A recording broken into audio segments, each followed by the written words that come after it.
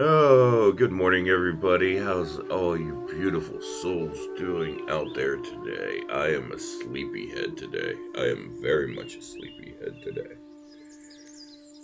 Give me a couple minutes. I'm posting stuff to let people know I am going live right now. We'll just hang out and listen to the music for a little bit. Really relaxing.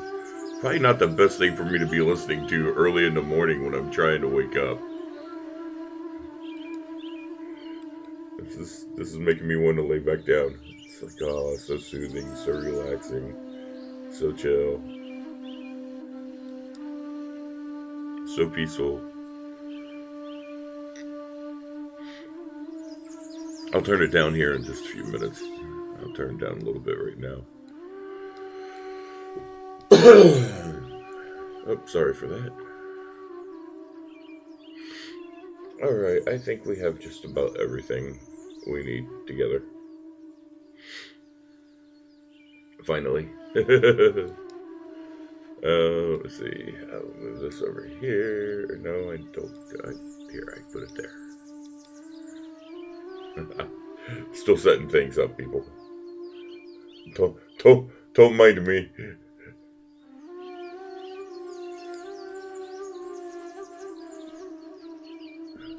I'm just here for the entertainment.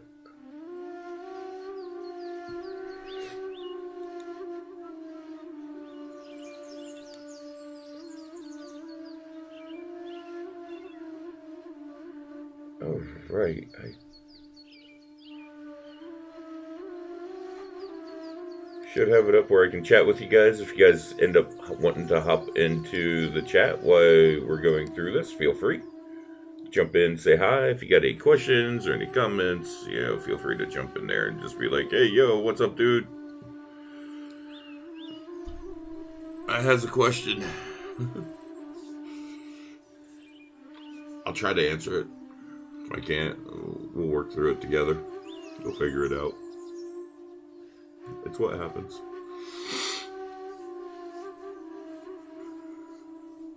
But yeah, we'll give it a few more minutes, like maybe here. Give it like another couple minutes, like 5 after we'll start. It's 9:03 right now. Gonna be working with the Rumi Oracle deck again. Thank you again, Sarah, so much for this beautiful, beautiful gift. And I got last night, another dear soul ordered me 2 more decks. One is the Men's God deck, which is all about the divine masculine. So I'll be working with that with men, of course. I mean, women have, the masculine traits and stuff too. So, we can work with that too. We won't discriminate. And then I also got gifted a Dragon Oracle deck, which, for those of you who do not know, I may or may not have spoken about it. But one of my spirit guides, teachers, mentors, when I do my shamanic travels, is a dragon. So he's quite funny. He usually comes at me with humor. I speak the language of humor. I like humor.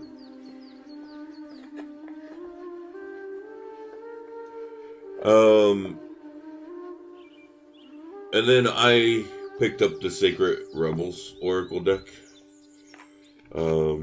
So when these decks all arrive, I plan on using those decks as well as this Rumi one, which, oh my god, the art on these cards are so beautiful. Look at that one, the Hand of Fatima.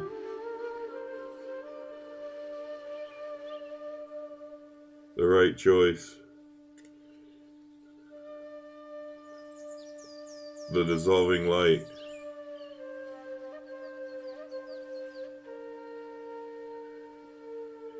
She offers the sacred wine, so drink.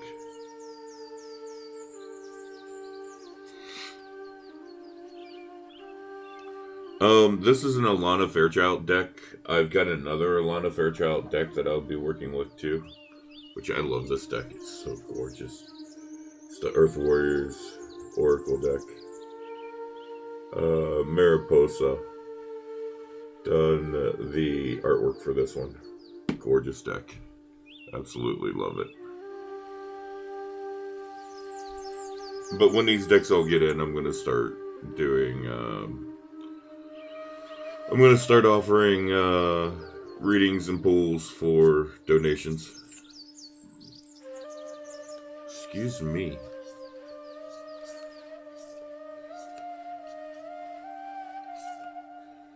I'm just going to play with the cards for a little bit. Wow. While we're waiting. Oh, it's 9:06. I said we was going to start at 9:05. Okay, we'll get this party started, guys. Actually, I'm going to turn that music down just a little more.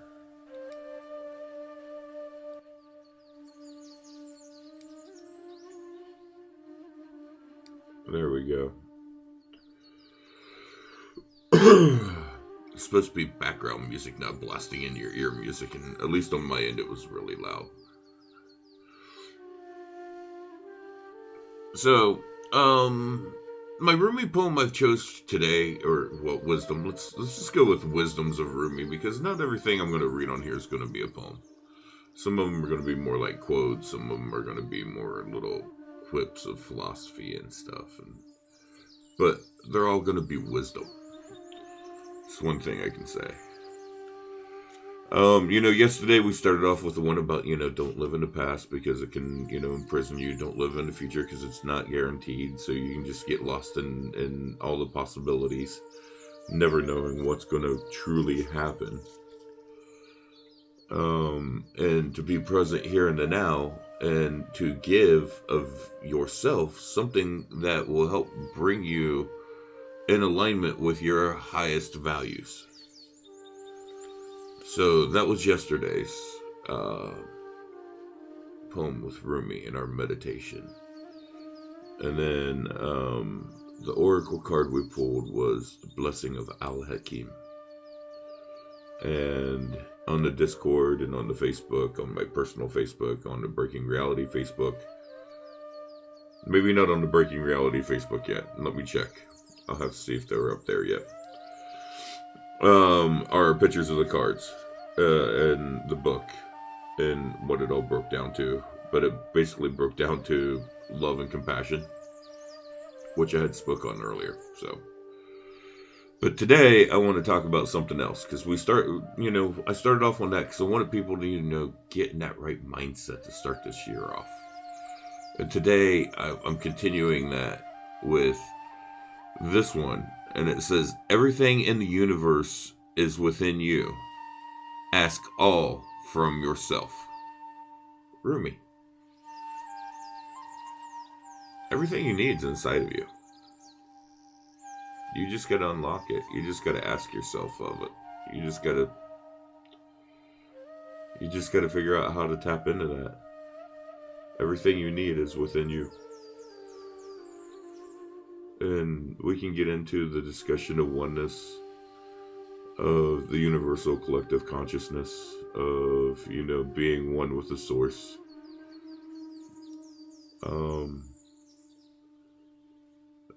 One of my favorite Rumi quotes is, I went searching for myself and I went searching for God and found only myself. I went searching for myself and found only God. Absolutely love that quote. It shows the connectedness. People talk about, when I die, I'm going to go to heaven or this or that. Don't wait till you die. Go to heaven now. Make heaven here. Jesus said the kingdom of heaven is within. It's within us. It's within your heart. It's within your soul. Don't wait. Don't wait till you die. Do it now. Don't worry, I'm not going to charge any fee with this. I'm going to sound like a telemarketer. For the very, very low price of some deep self-reflection, some work into your consciousness, a little bit of shadow work, actually a whole hell of a lot of shadow work, let's just be honest. And the price of love, you too can achieve nirvana here on earth.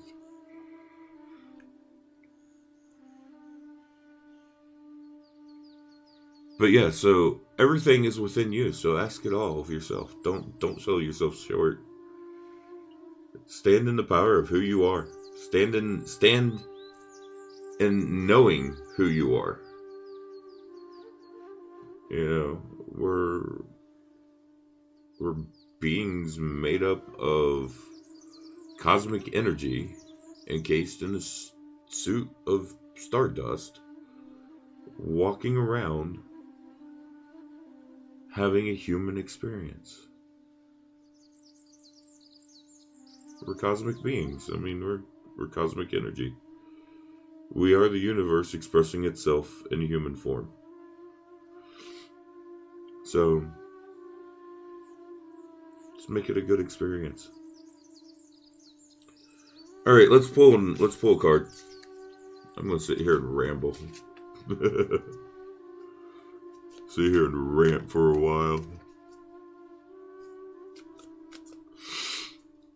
Just shuffle the deck until a card pops out here.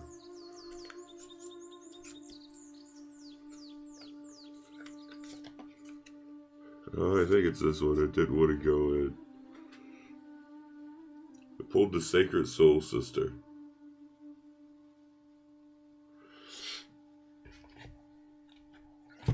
So let's see what this one has to say, because I do not know.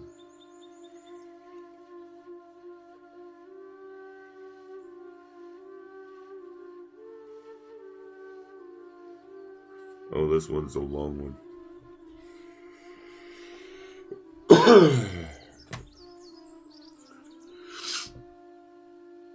Here's the poem associated with this one. When you're conscious, a cloud of sadness surrounds you. When you are beyond consciousness, the moon rests in your arms. When you are conscious, the beloved moves out of your reach. When you are beyond conscious, the ecstasy of love moves your way. When you are conscious, you are depressed like fall. When you are beyond consciousness, the winter cold feels like spring. All your wavering is due to your longing to be stable. Look for instability until you become stable. Rumi.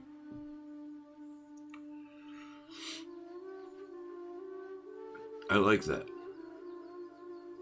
Alright, so let's get into reading what this breaks down into.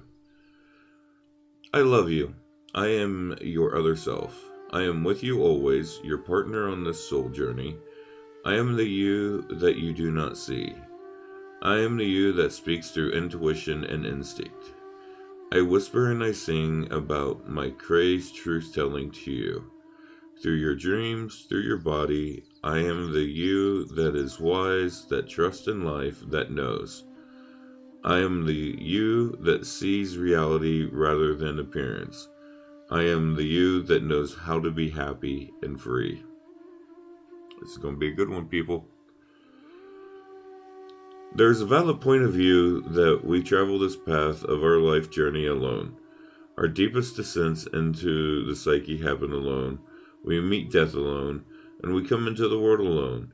And yet there is a vaster perspective that we are never alone, that it would be impossible to really be alone. We are all connected. We are all connected to all of life, and there is no such thing as being alone in reality, only the limited and temporary perception. As if such community were not enough, there is a partner, an ally who journeys with you from birth to death and beyond, again and again. You have a sacred sister, a sister of your soul. She weaves the stories of truth through dreams and insight that comes upon you as if from nowhere. Perhaps they drop into your mind or seemingly to erupt from within you. But that is her talking to you, demanding or reassuring, depending on what the occasion best calls for at that moment. Her truths may seem overly dramatic, so you may discount them as workings of an overactive imagination, or perhaps her truth tales are so subtle that you dismiss them as meaningless, fleeting fancy. The wise ones know, however, that the truths of the sacred soul sister are powerful, relevant, and worthy of time and attention. They know her oftentimes strange and startling offerings hold the keys to unlock entire worlds, to open up new realities, and to transform the nature of our existence from the deepest and most esoteric spiritual levels to the most palpable, practical daily realities of our living bodies and the physical world. Your sacred soul sister is your partner in consciousness. Make no mistake, she is you. She is just a part of you so great you cannot always see her from your conscious mind. It is sort of like the eye of the dog trying to see its whole self, which is a bit tricky for if it moves to see its rear, so the rear moves along too. The rear is moved along too. So rather than through direct perception, the sacred soul sister is met through reflection. She can be perceived in those moments of rest where the great ideas are born. She is a genius, you see, vastly creative and inspired. Her words are those we access in sleep and meditation, or absorbing engagement and activity, where the mind can relax and drop into realities far more vast than those of daily life and be replenished. To tap into her wisdom, to distill a teaching from the fragmented memory of a dream, or a subtle feeling experienced in meditation, requires that you walk with her gait, and not the fast-paced, forward-moving canter of your consciousness and intellectual mind. Her gait is meandering and apparently unstudied, yet she is in deep concentration to feel for truth of movement, to allow for what is emerging to express itself through her, and she is listening rather than demanding to know, to force, to speak, to direct. To receive her genius and benefit most fully from it requires a willingness to surrender logic, to open up to inspiration, to become empty, to let the mind soften and become receptive, open and permeable. She delivers questions that lead to answers, but not according to demands issued by an insecure and fearful mind. She offers what is genuinely needed and answers the deepest questions of the heart. She is trustworthy, the sister. She cannot betray truth, therefore she can be relied upon as a faithful way shower for the heart. So to commune with her, wise as that impulse is, requires that you learn the ways of her world and the strange symbolic language she speaks. She will never tell you what you already know, so why be so inefficient? No, she prefers to educate, elucidate? I may be saying that wrong. Intrigue and beguile, as you are drawn into far more beautiful, powerful, and healthful truths. So in her world and in her language, you must suspend your need to immediately understand. Let yourself absorb the imagery, the feelings, and the possibilities to dwell, ponder, and be permeated by the wisdom. The appearance of a horse may signify your own spiritual being, and the appearance of you may signify a false sense of identity and not the real you at all. You may see a desert landscape and moonlit nights in your dreams. When so much inner growth is happening, you will soon bloom like the springtime. You may dream of charging up hills with great energy when your physical world you can barely muster enough strength to get out of bed in the morning. What does this all mean? This apparent contrary world upside down is nothing is as it seems symbolism. The meaning is the communication, and the communication is received in response, in reflection, in quietness and rest. You must trust her and trust yourself. When something needs to be known, so it shall be. This is necessary, so much less than what we expect. Your lack of knowing is not ignorance. Your unknowingness is your bowing to life with trust.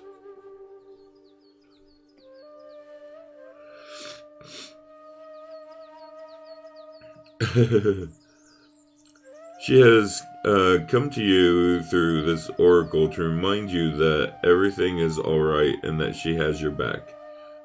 No matter what appearance it may seem to be to your more limited dog's eye consciousness, in the light of day, she is guiding you with her wider knowledge through circumstances and situations that are ultimately going to free you into greater love than you have ever known.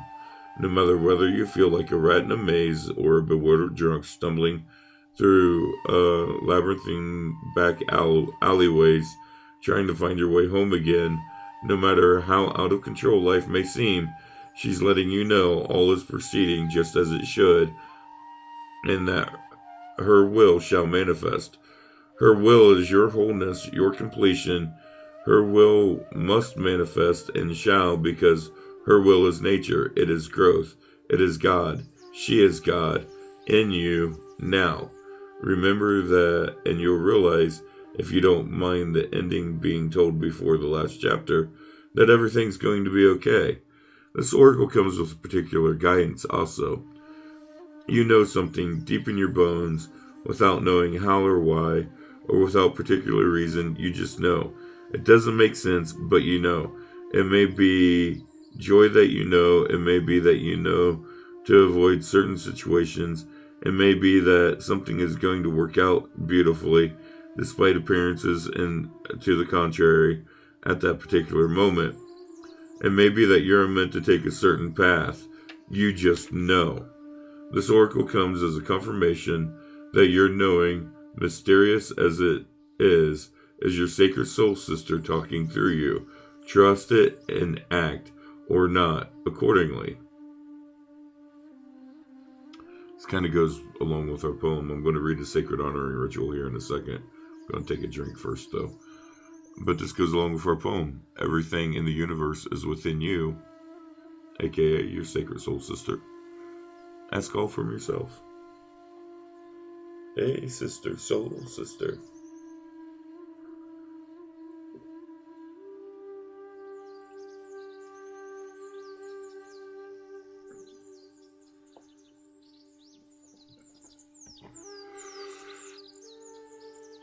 Yes, I did just do that.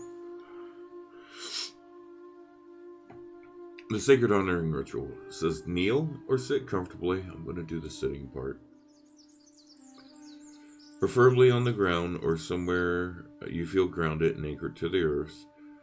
That could be on the floor if practical. Rest your hands on the ground or on your legs.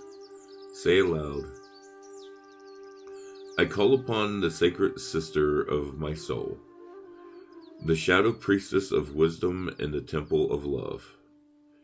You guide me to love, and under the merciful grace and protection of Rumi, who loves me unconditionally, our relationship is one of respect, care, and divine guidance.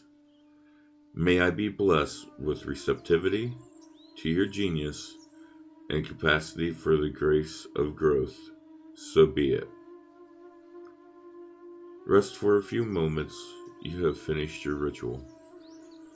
So, I'll hold the card up again so you guys can see.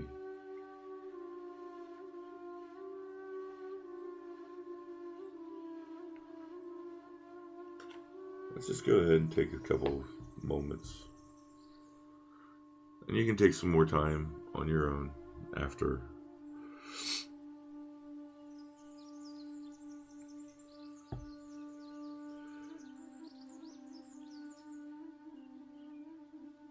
Just find that inner place of peace within yourself.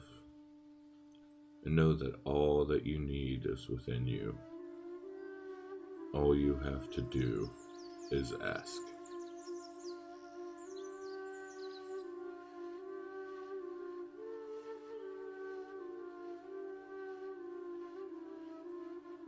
I want to thank you all for joining me today. I want you all to know that you are loved and be blessed. And I will see you guys tomorrow, hopefully a little earlier. Have a good day. Bye.